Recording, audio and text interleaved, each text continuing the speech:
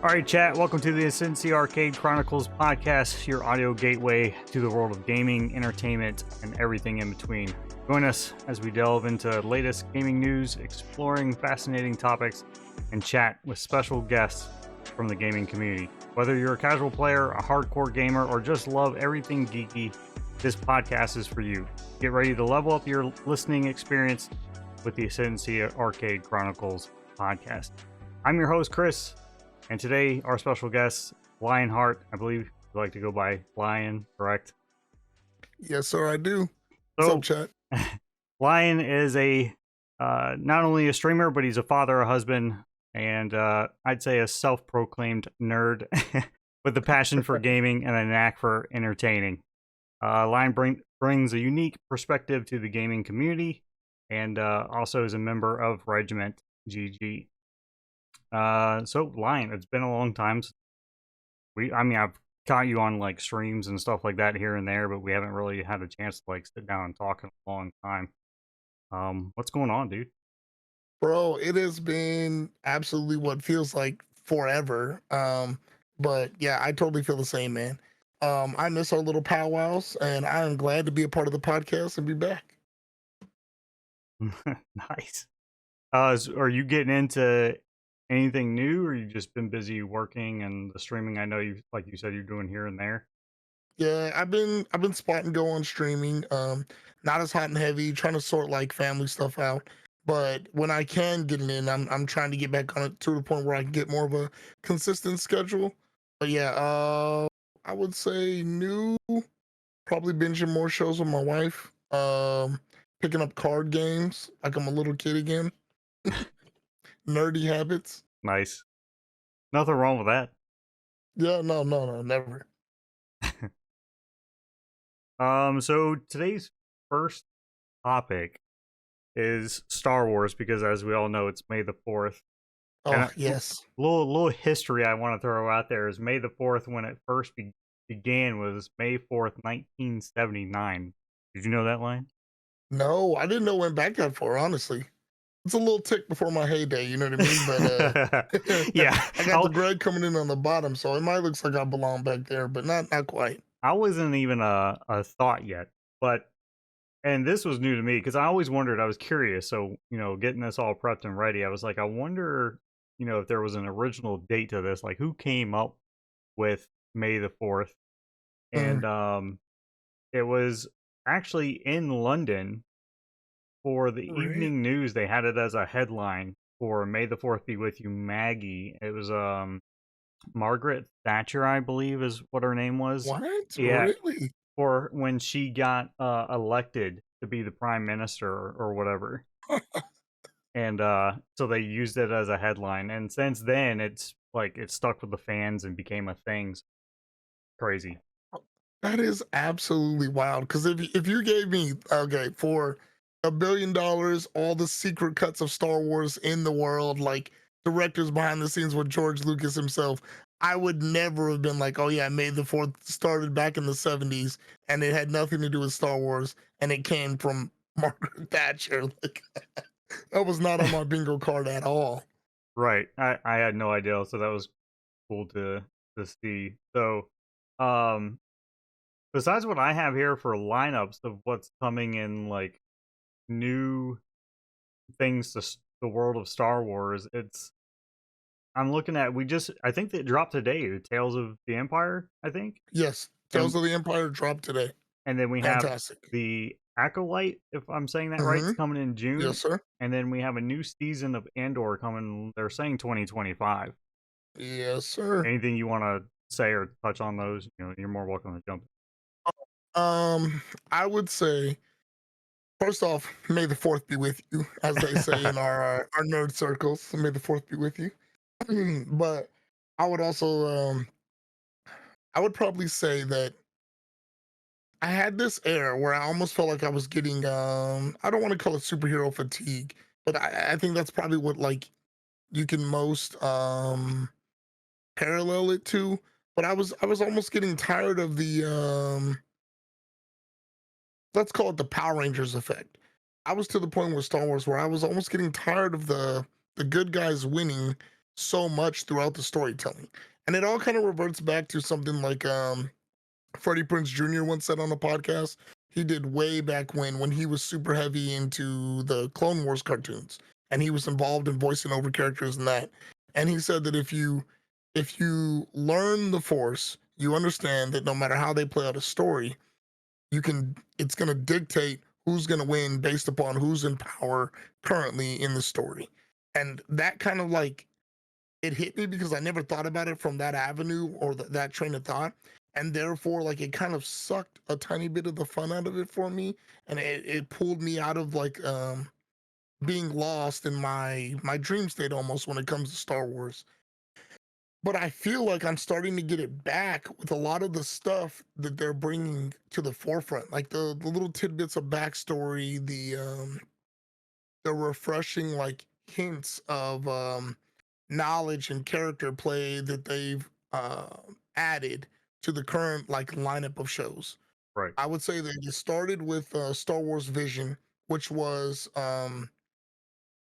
the whole premise of Star Wars itself was supposed to be a futuristic samurai western. That's why if you look at a lot of the characters in Star Wars, they have very similar tropes to what you would find in not just westerns, but in those old school samurai Ronin movies. The Jedi play the part of the Ronin. They're the the warriors that wander, kind of in the like the dreg robes. They're always like unassuming. You never know who is one, but they have badass powers. And then you have Darth Vader, who was like this super dark, supreme, like ultimate samurai looking guy. Even his helmet, like the way that it shapes and it comes down, has that old school like samurai like armored tilt to it. The cape, like the unison color up until his blade, like to make him stand out from all the rest. Hmm. It just all plays into it so well. But with first Disney did Tales of the Jedi. Tales of the Jedi was a bunch of shorts that mixed in different backstory, ranging from Mace Windu to Count Dooku to little bits of Obi Wan, and then finally like Ahsoka is like the finale. Now today with the release of Tales of the Empire, we get little tidbits of what was going on with Vader, Ventress, and Thrawn. Like you get to see the bad guy's perspective, and I think that's so important because I feel like any good story, as a comic book fan, anime fan, just a nerd in general, any good story, your heroes are only as good as your villains. And it feels like we've kind of lacked a really good villain in Star Wars since Vader died, you know? So because of that, I'm so excited for them to bring Tales of the Empire so we get more backstory. And I am so stoked for the Acolyte.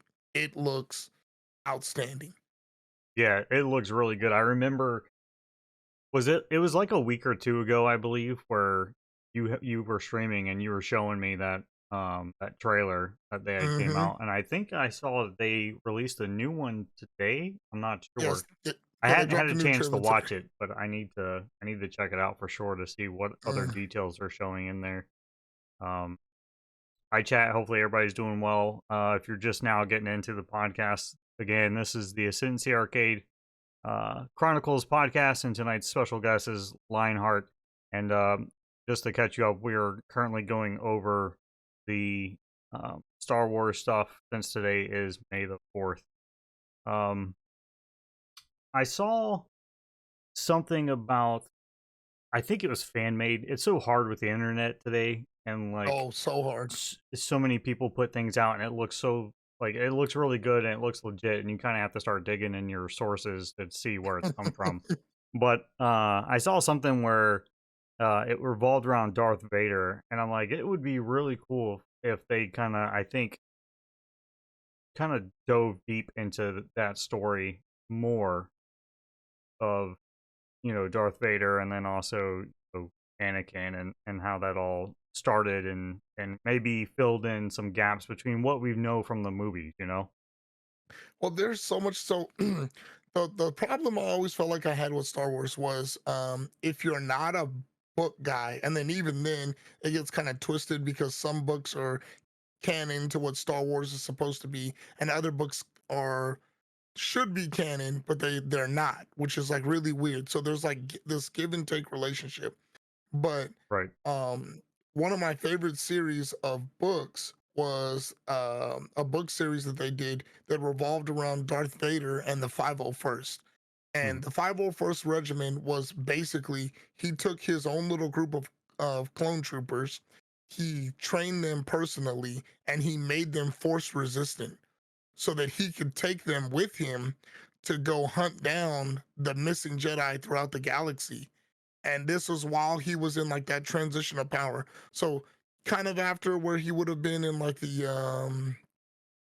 it would have been before, basically this would have took place before Obi-Wan aired on Disney. Basically it would be that time period. So between when he went to join the Empire fully and got put in the suit and everything, and then when he started to find when he found Obi-Wan again, and then when he lost him again. Like that would be the time chunk that would get covered. But it's stuff like that, like getting to see those time gaps that were missing, getting to see that area filled in. That's I think where like the bread and butter of Star Wars is.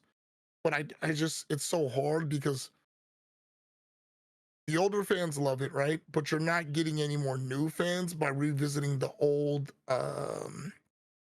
but revisiting the old bad guys and the old characters. And a lot of them are getting up there anyways, like Mark Hamill and Harrison Ford and R.I.P.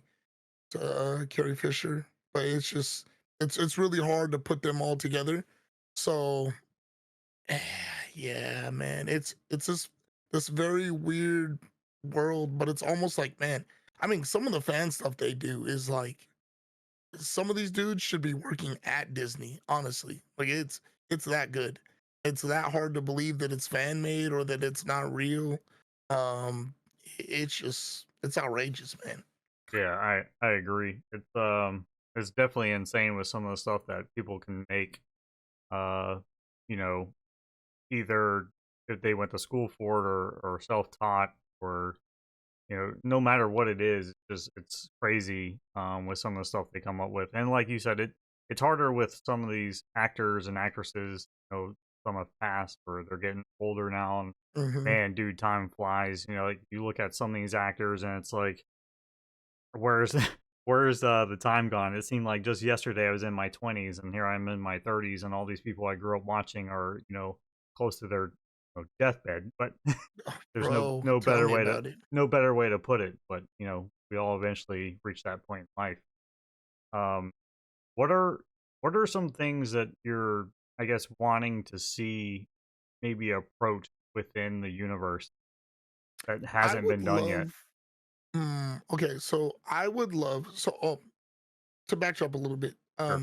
So Visions was kind of like a project that Lucasfilms gave to the anime community. So when Lucasfilms made the first Star Wars, I told you it was a blend of like um, a spaghetti western and then like a samurai movie, and it's all in space, and that's how it plays Right. out.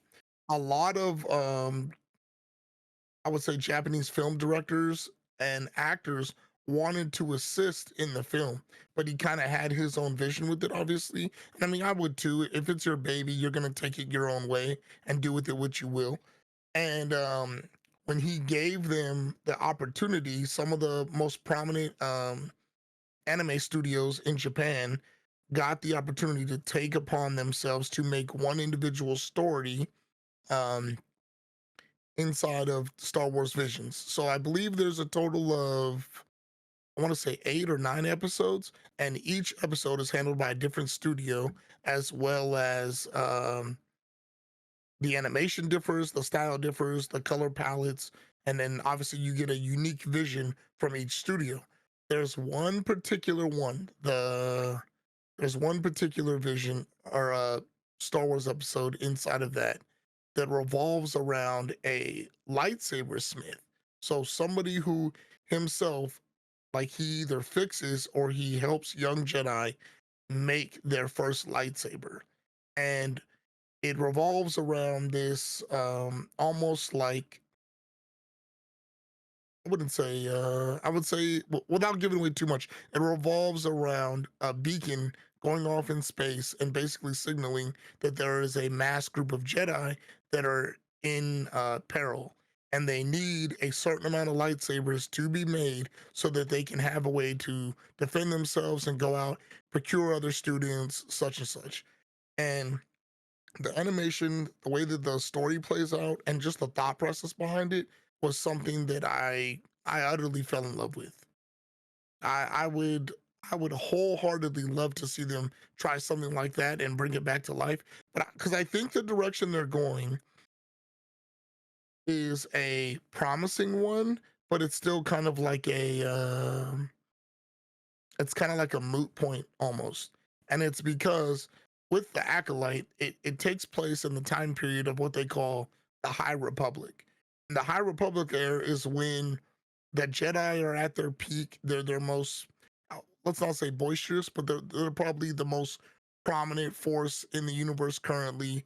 Their beliefs are at an all-time high. They have the most students they've ever had. Like it's basically their golden era. And so with the Acolyte, we're going to get a vision of a little snapshot of what it was like to them to see the darkness kind of start to overtake the light, to see it start to creep in and to start to breathe doubt and disbelief and a different power dynamic to bring something that was so strong and seductive to others. Because we all know, I mean, as men in the military, you know that, what do they always say? You want to see if a man will change or not, or who he really is on the inside, you give him a little bit of power. Right. So to see someone have abilities or strengths and such an exorbitant amount that it puts you in awe or it strikes fear into you, that's the true test of somebody. So I am so excited, to say the least. I am so excited. Yeah, I'm excited because it's like a.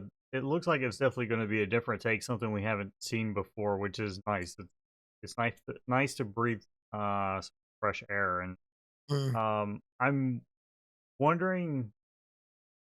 Hopefully, it won't get too detective like on the show, because I noticed that in the mm. the about section it says they're gonna, a Jedi master to investigate a series of crimes, and I'm like, hopefully it doesn't like defer too far away from what Star Wars actually is, and Mhm, whatnot. mhm. Hopefully they'll do it right. And I don't know, it's interesting. I'm excited for it. The casting looks really good for what they have. Oh, yes. I know you and I talked. They have Carrie Ann Moss, Mhm. who was in I the think Matrix.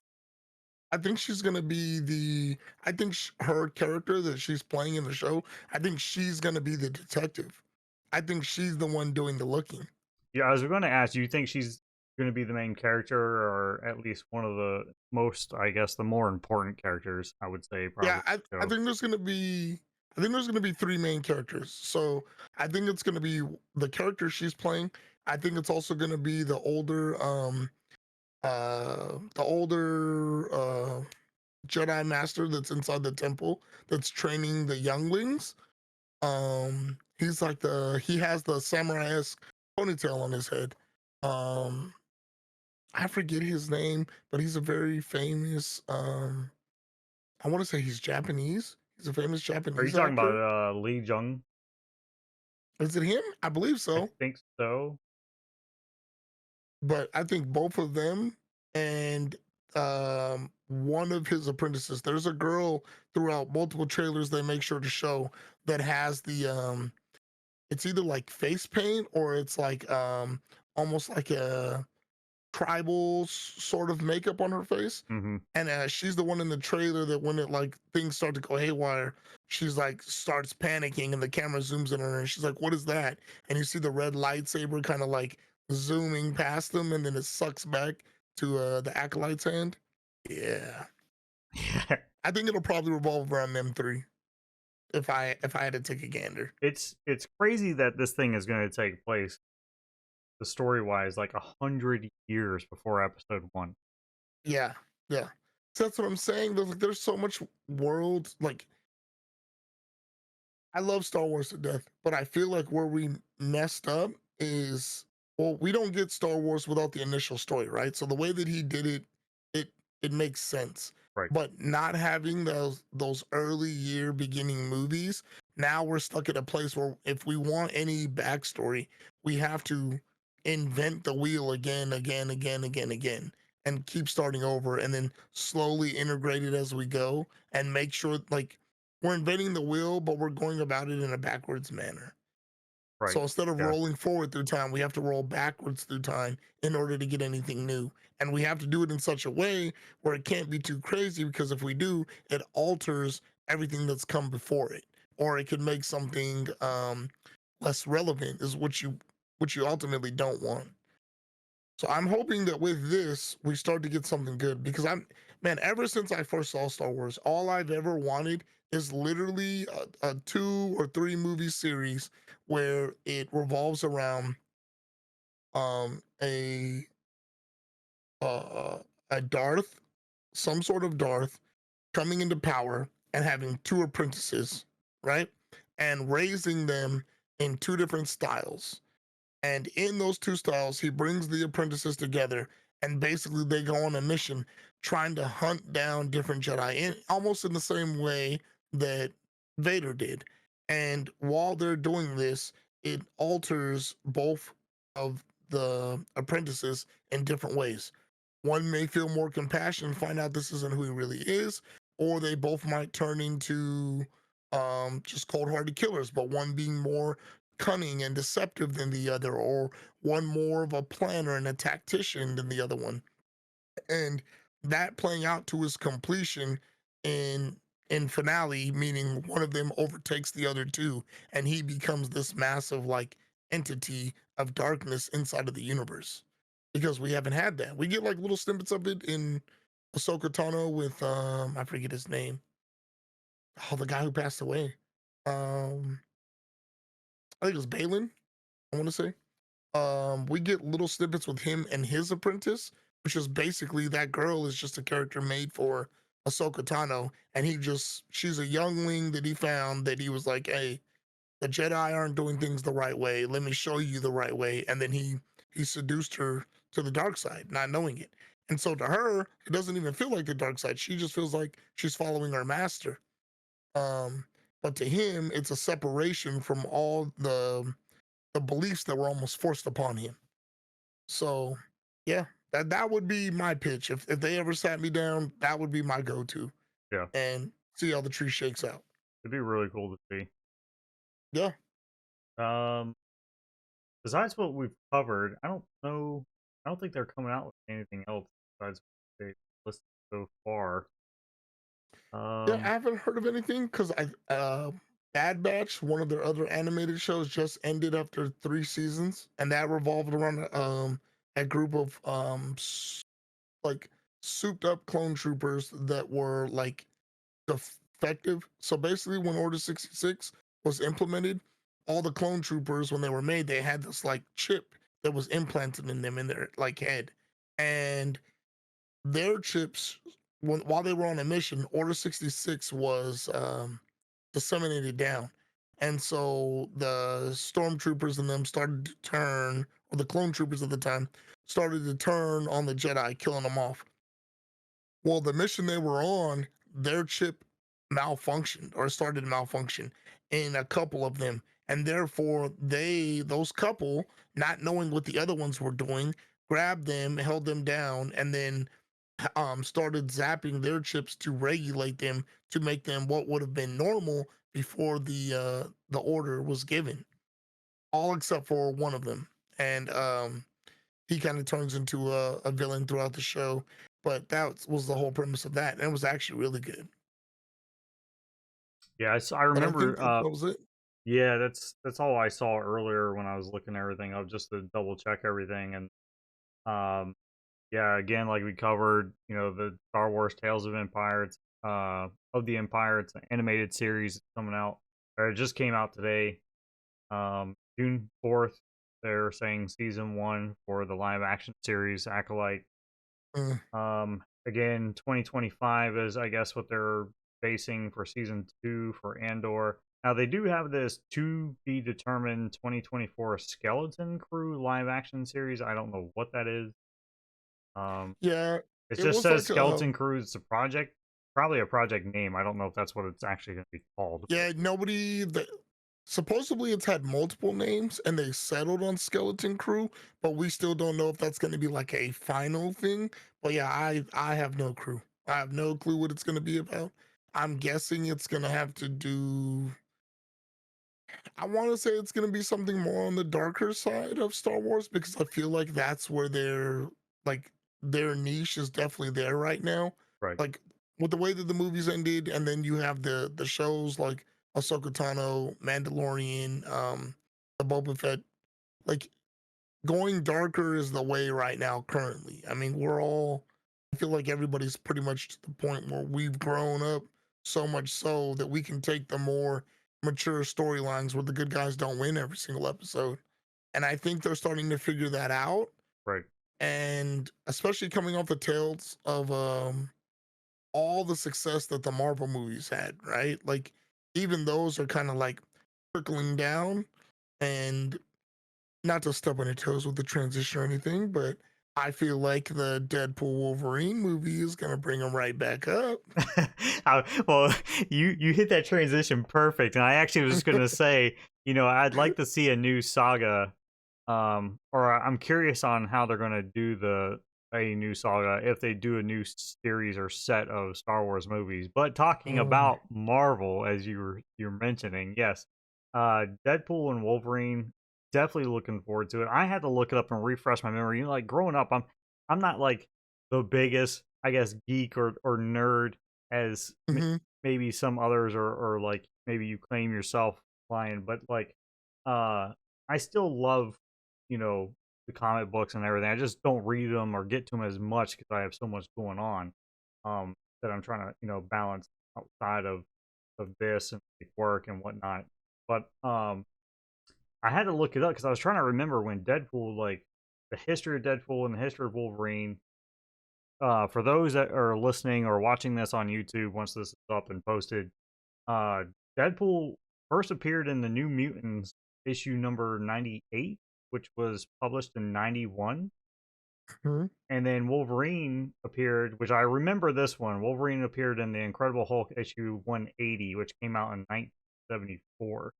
mhm, Um, and that was created by writer Len and artist John Romita. I guess is how you say that. mhm. Romita Senior. Yep. But yeah, I had to look Ramita up the Senior. history because I was like, man, when did these guys show up in the comics? And I'm glad that I'm kind of going on a tangent here, but real quick, just with Ryan Reynolds, taking over Deadpool and what he's been able to do with the movie, with one and two, I have to say one is probably still my favorite out of the two. But I'm curious to see what they do. I'm hearing he's getting a lot of backlash with this third one.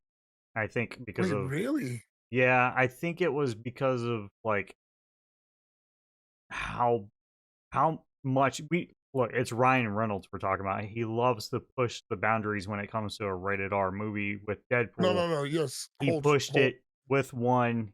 He, I think, pushed it even more with two.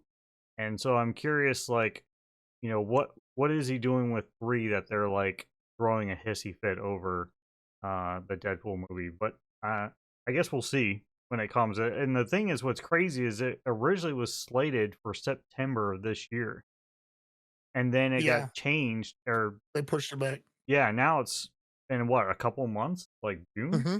June or July. Yeah, I want to say it's July. I want to say July is like the official month.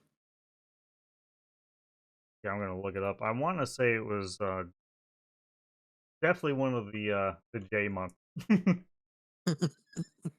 Is there anything you've seen from that you're kind of like questioning, or think they're um, gonna do really well with it? so I try to stay out as much as possible Oh, for with like spoilers. properties. Yeah, with properties with a low, because it's such a slippery slope, man. And I Yeah. had to learn this the hard way with I think the first major movie that got spoiled for me was was it Force Awakens?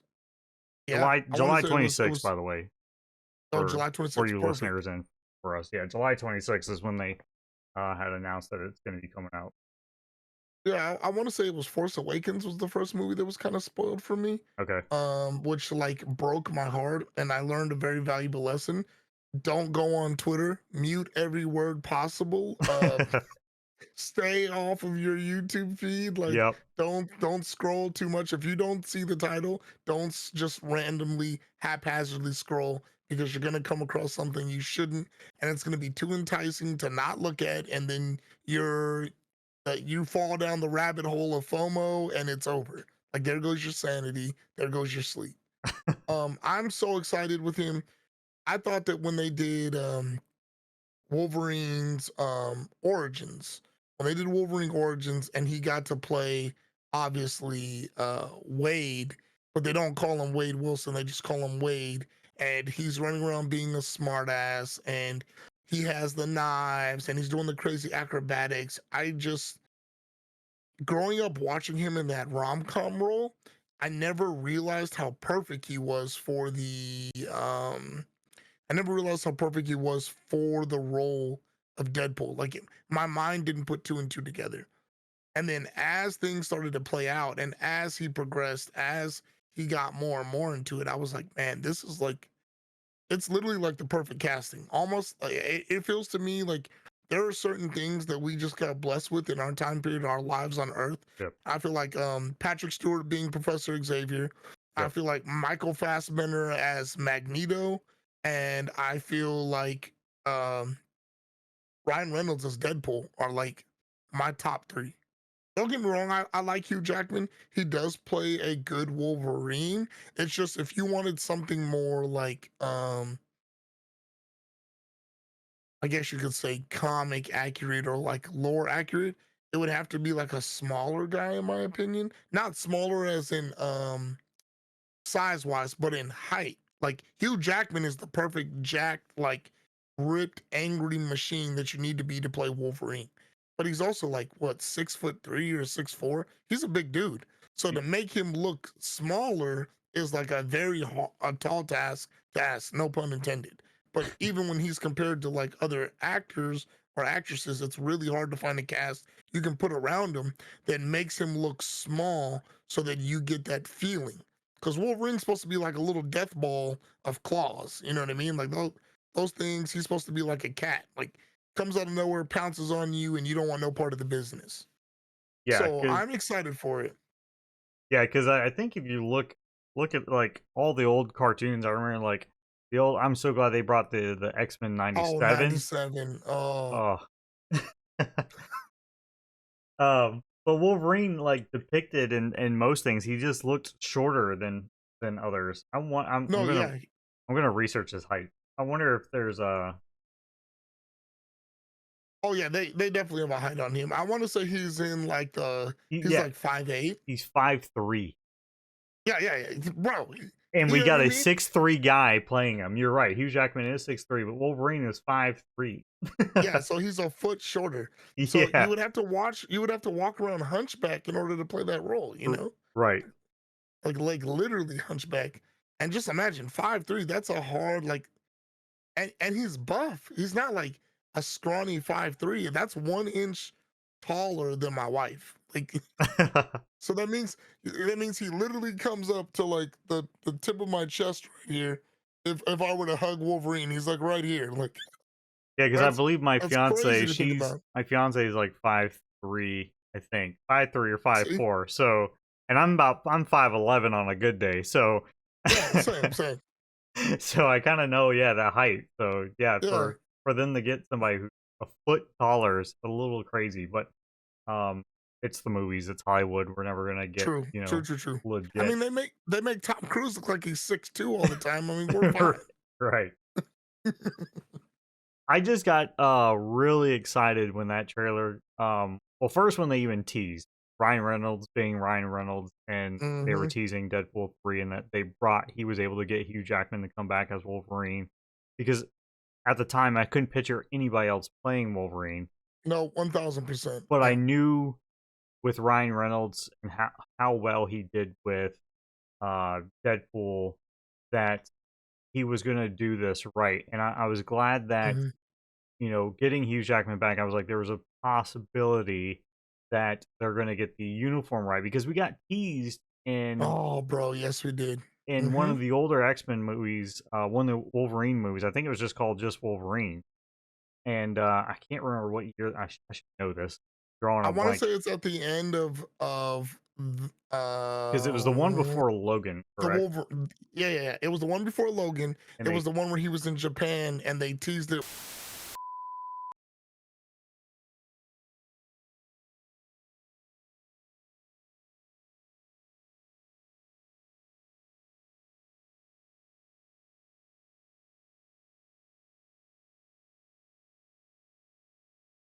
oil or something, or some sort of 3D print on the trading card.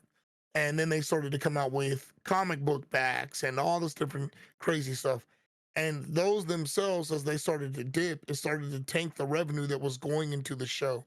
And I believe it was a husband and wife combo that were the original writers for the X-Men 90s, X-Men 1990s animated series. And I think it was either the wife or the husband started to fall sick towards the tail end. So instead of like fighting back with the studio to produce more, they let it go to focus on their health.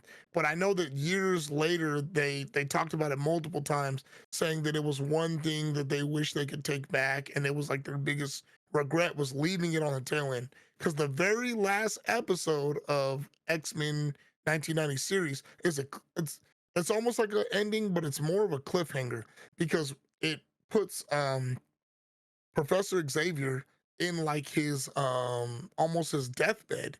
He's in a deathbed basically, and he's has all the X-Men gathered around them, and he's talking to them, and he's telling them about how he wants them to like move on with their lives and go and do the things that they've wanted to do, and how he wants to what he wants for them, like with his vision, like going forward, even though he knows he's not going to be there.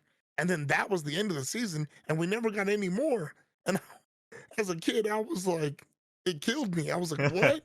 And then we every show after that was a different iteration on the original vision. Like it wasn't the same. We didn't pick up any of that story. It was always something new, and it shifted perspective. Like we even had one. I think it was X-Men Evolution was like probably my favorite of the bunch. But it took some of the mainstay X-Men like Jean, Scott, Kitty Pryde, Nightcrawler and them, and it put them in high school. And then yeah, I remember that. Wolverine, yeah, Wolverine was the head of the team at the time.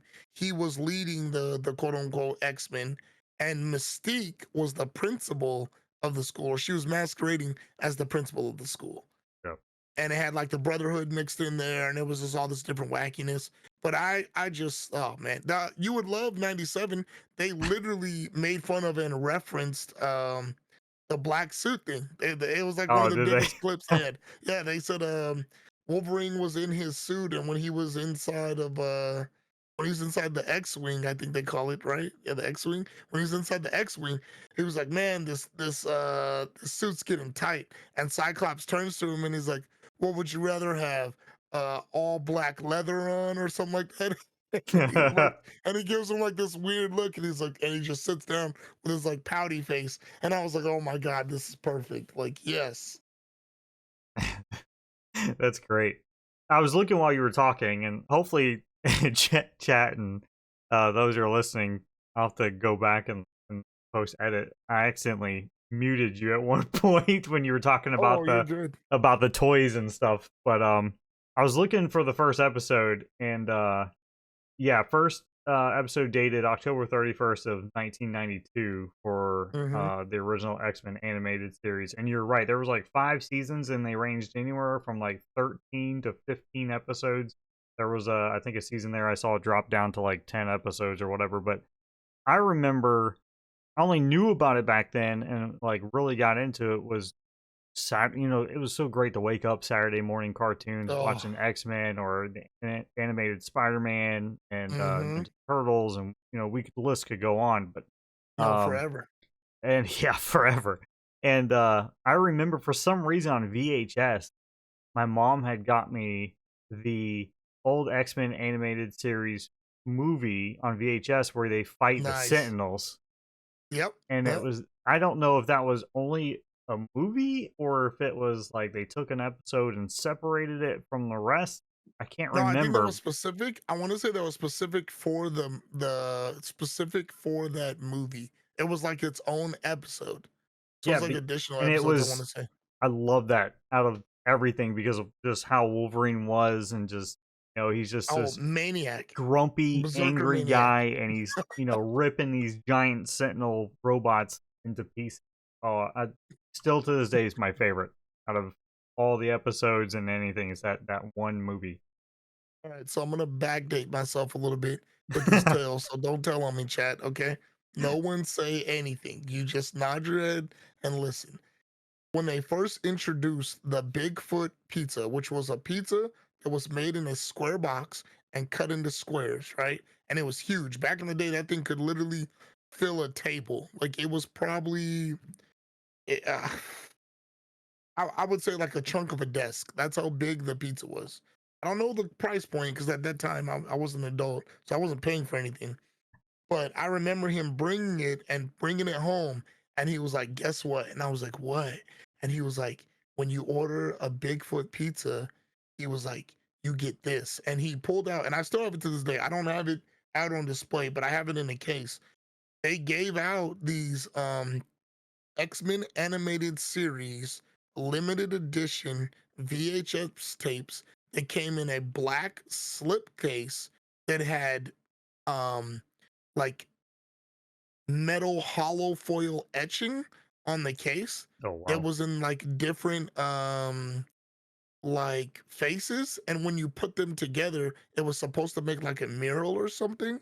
At least that's how I remember it. It was supposed to make like some sort of mural, like like back in the day when you would get comic books, you'd put four different comic books together and it'd make a picture, and then you could do that with multiple different sets, especially the X-Men comic books, X-Men, Avengers, stuff like that, Spider-Man comics. It would make like a giant picture of some sort. It was like that but with VHS cases, and oh my god, man, he did that. And then I got on the phone and I ordered like four different I ordered like four different Bigfoot pizzas to my grandma's house. Yeah, I got grounded for a year after doing it, but I had all the tapes. I even had a duplicate of one. And it was That's funny. worth, chat. Big time worth. Yeah, it was Just as a side note, remember when Pizza Hut was Pizza Hut and it was good? yes. Yeah. And that's crazy. Pizza Hut was Pizza Hut, Little Caesars was Little Caesars. Actually, both of them were pretty ridiculously good back in the day. And their menu wasn't even crazy. Like they didn't have half the stuff. Like I don't ever remember having like a chicken pizza or like anything crazy like that back then, or like a barbecue pizza. But man, just their quality of regular standard pepperoni pizza or sausage or cheese was like, it was different, man. And I don't know if it's the nostalgia that gives it like that extra flavor, like Yeah. in your mind, but it always feels like that stuff. Like I never had a bad day eating it. Like whenever we had pizza, I was like, what? What did we do so good? Like, what did we do? I need to do more of it. Do I, we got to clean some more? I think some of it comes with age too. Just our bodies don't agree with stuff anymore. Because Oh yeah, I used that's to eat definitely for Pizza Hut sure. as a kid and be fine. Now it's just too greasy for me. I Oh bro, prefer, Heartburn City now. Yeah. yeah, I prefer Papa John's or Domino's. Usually Papa John's because the ingredients, I don't know if they're fresher or what. It's just not as greasy and I can do it. But I was trying to look. It's called the Night of the Sentinels. I think The is that episode.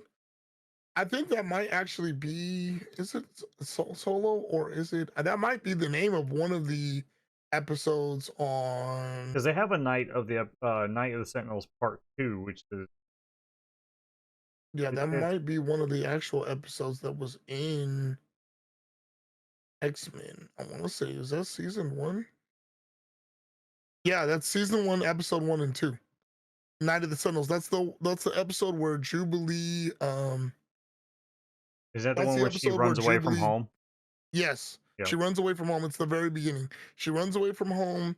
She goes to arcade while she's at the mall. Yep. Her parents turned her in, and then like the Sentinel shows up, and Rogue and Storm are shopping at the mall, Yep. along with Gambit, who's trying to like schmooze his way over one of like Right. the sports, the sports stalker women, and he's like, "Oh, can I borrow these cards?" And then he runs out there and gets crazy. Yeah. Don't get me started on Gambit. I had the big, like, I don't know, 15-inch figure. It was a tall Oh, Gambit, and is he and your favorite? he was when I was a kid. Mm. Besides Wolverine, I've always liked Wolverine. I've got Wolverine Yeah, tattooed on me twice. I think Wolverine is like everybody's default because he was the maniac, he just let loose. Yeah, But I feel like everybody always has like that one other X-Men that was like true to their being almost. right. Yeah, there's what comic you probably can help me because I should also know this. One of those nights, I guess, because the timing, my brain fried. But the there's a comic book cover of Deadpool, Captain America, and Wolverine. When those three are together, that's one of my Ooh, tattoos. I have that on my left leg, and then I have just Wolverine on my right leg. But yeah, Wolverine's always been my favorite.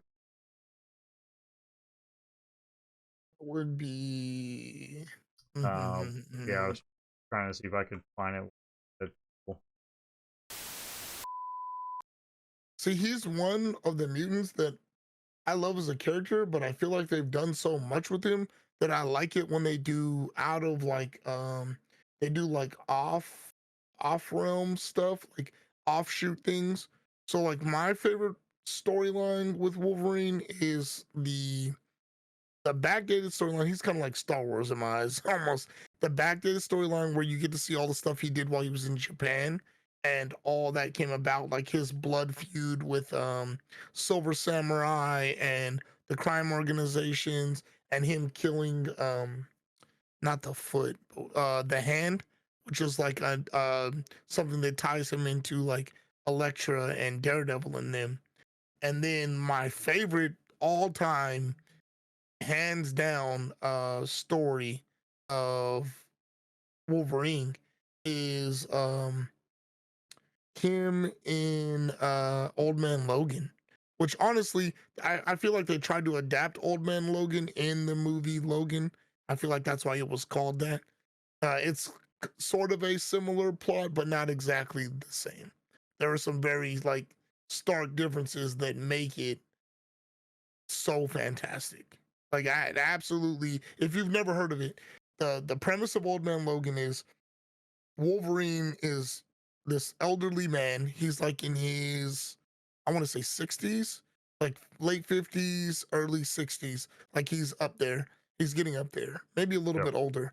And he's the last standing individual of the X-Men. Almost you could say almost the heroes, but the last bastion of what the X-Men was. And he's just this docile old drunk now that doesn't really he doesn't care for justice the way he used to. He's not this mass vigilante going out to right people's wrongs. He's just living on his life, and he's such a somber, broken man. And it's because like all these negative things have happened to him, and the good guys lost like one of their ultimate fights. And in this realm, in this storyline, the United States itself is divvied up into sections, and each section is controlled by a different big bad. So you have I want to say the Hulk controlled where Wolverine lives, the Hulk is in control, and he's the big baddie. He he he took California, I want to say it was California, Mexico, and like Nevada, and then like I think I want to say like Washington. I want to say up to Washington, but Mm-hmm. all that belonged to the Hulk. And then you have like the Red Skull has a section of it, Doctor Doom has a section of the United States, and it's just divvied up between the baddies. And he's this broken man, and you don't know why he's just letting these things run amok. And you don't know why he's letting people be robbed, taken advantage, killed in front of him, and why he won't even draw his claws anymore. Like he could care less. He gets assaulted and it doesn't bother him. He's like, whatever. And he goes on about his day. And as the story progresses, you start to get snippets of all the stuff that took place that made him the way he is. And until it gets to a point that it drives him into a corner almost with the guilt and shame of all the stuff that has happened to him in his life. And it was absolutely fantastic. Fantastic. First hardcover comic I ever bought. So like a collected set of all the comic books put into one Mm-hmm. under one neath one hardcover. Yeah, it's absolutely fantastic. If you're a Wolverine fan, or let's say maybe just an X-Men fan in general, but you like the style of Wolverine, that is probably I would call it the boys version of an X-Men comic. That's what it was. Yeah. It was gritty. It didn't pull any punches. It was very visceral. There's blood and gore. It's not over sexualized or anything by that means, Right. but it's very much a hardcore bloody adult story about love and loss. It's amazing. That's going to be it for the podcast. I appreciate everybody coming out and stopping by, saying hi to me and Lion. Lion, you got any last words before we shut this thing down? Oh man, I love you all. I appreciate everybody that stops in. Anybody that's listening to this, anybody that's watching this, please support the arcade, man. Support Sarge. He's come a long way. He's doing big things, and this is only the tip of the iceberg if I know him, and I like to say I do. Like I said, man, I'm a guest anytime you need me or anytime anything falls through. Just give me a shout, and I'm there for you. Take care of each other, love one another, and tell somebody you love them today, man, because tomorrow's never promised for any of us. And I love you all. All right, exactly. I appreciate it, bud, for coming on. It's good time Yes, to sir. catch up and talk about Star Wars. We talked about Deadpool Wolverine. Again, guys, if you're listening to this and if you want to watch it, it will be posted on YouTube, or the VOD will be saved on Twitch. Lion, where can everybody find you at in case they want to check you out? Oh, yes. I'm at twitch.com/Lionheart14. You can find me on Twitch, or I'm also on the same moniker on YouTube. I'm trying to get into dual streaming, so I want to push more content there as well. I'm on TikTok and Twitter and Instagram as well. All the same moniker, LYONHART, the number one and the number four. I appreciate you. Awesome. Thank you, guys. Everybody have a good night. And I think the next episode, I think I've got T-Full Gaming for the second episode. We're trying to do this every other week, at least when I can do it. And I believe that date is going to be the 18th of May. We're going to be talking about Metal Gear Solid and pretty much all things Metal Gear that Ooh, weekend. yay. Yeah, can't wait. And other than that, we'll see you guys then. Have a good night. Have a good weekend. See you next Good time. night, guys. May the 5th be with you. May the 4th be with you.